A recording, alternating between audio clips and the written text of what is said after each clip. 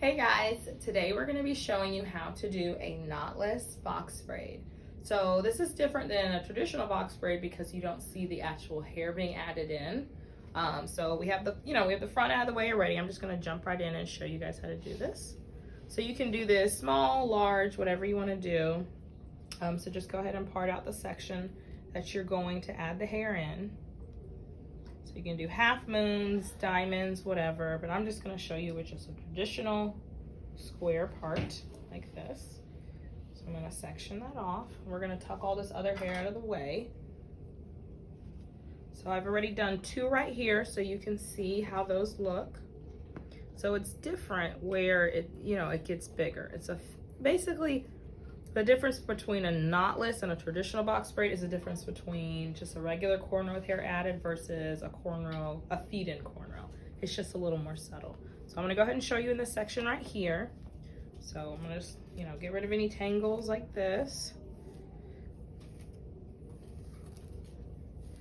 Let me tuck this out of the way a little bit more. I wanna make sure you guys can really see this.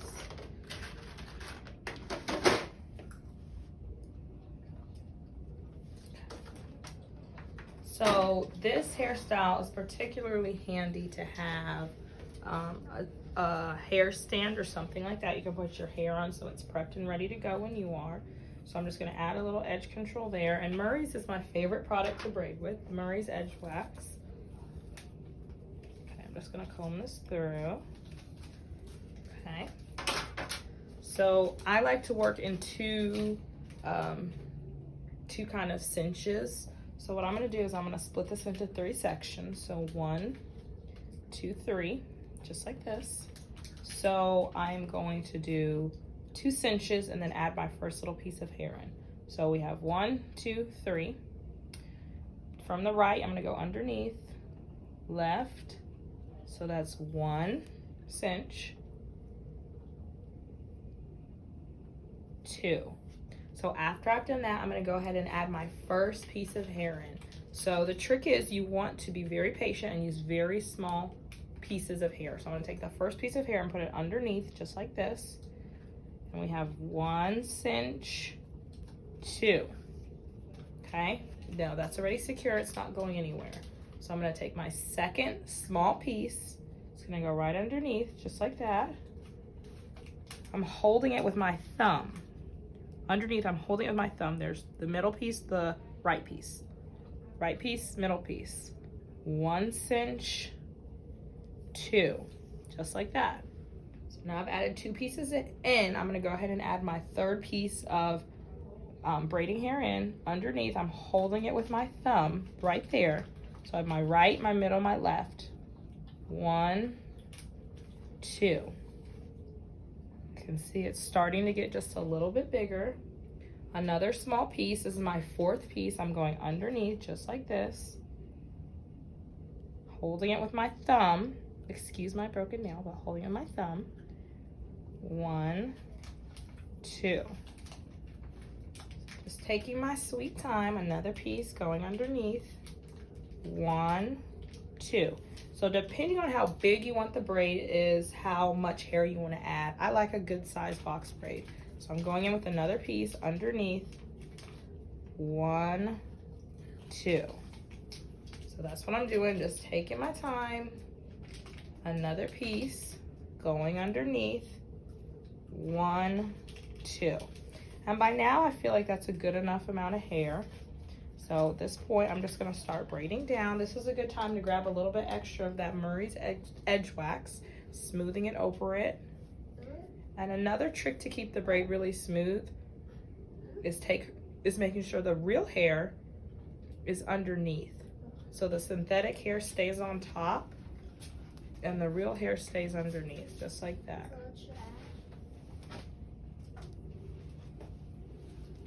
I'm just gonna go all the way down like this. And you can make this as long as you want. If you get to the end and you're getting to the end and you want it even longer, just take another braiding piece and add it there and keep bringing it down. So you can really do this as long or as short as you want. I'm just gonna go ahead and go all the way down. Just like that. I'm gonna show you one more time, just the beginning of how to put that in so we make sure we really know how we're doing. So it's just one of those things where practice makes perfect. So taking off another chunk. This is not perfect parts by any means, but this is just demonstration. So, little Murray's Edge wax, like that. Oh my goodness, bless you. So I'm gonna have 3 sections. 1, 2, 3, just like that. So working in 2 cinches, right, go underneath, 1, 2. Take that braiding hair, I'm gonna go in underneath, just like this, 1, 2. Another section, braiding hair, going in underneath, 1, 2. And you just keep adding the hair in, taking your time, there's no rush. Piece of hair underneath, 1, 2. Taking that hair underneath, just like this, 1, 2. And just keep braiding all the way till you get to the end. But you can really see the difference on how the knotless looks versus a traditional box braid looks. And you can see you can get it as big as you want it to. But yeah, that's how the knotless ones look. And I'll post some pictures at the end of the video of what a completed knotless hairstyle looks like. But you can see that's how the installation goes. Just like that.